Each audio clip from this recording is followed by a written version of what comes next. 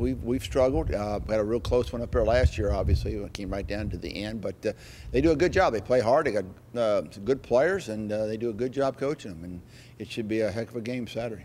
They've stepped up, and they've had obviously some turnover offensively, personnel-wise, and the consistency thing has been their defense playing very, very well, very hard, and getting turnovers. They've been able to get a lot of turnovers, and anytime you do that, that's going to give you a pretty good chance of winning.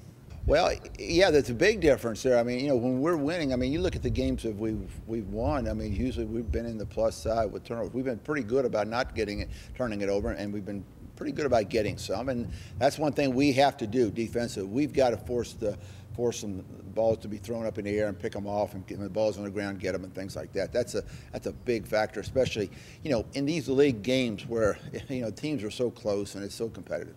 I just know how we are. I know given the schedule that we have played is, anything you look at it, is the toughest league schedule of any of the teams in the league. I mean, look at the one team that we don't play this year. Is the team that's at the bottom of the league. Everybody else we've played win the league, and it's very, very competitive. And outside the league, we played a very good team in ODU that's got a winning record, and obviously University of North Carolina speaks for itself. So I think given our record and the fact that where we are right now, where we stand right now, speaks pretty strongly for us. But we're putting a lot into this game, just like we would any game, and preparing the best we can and go from there.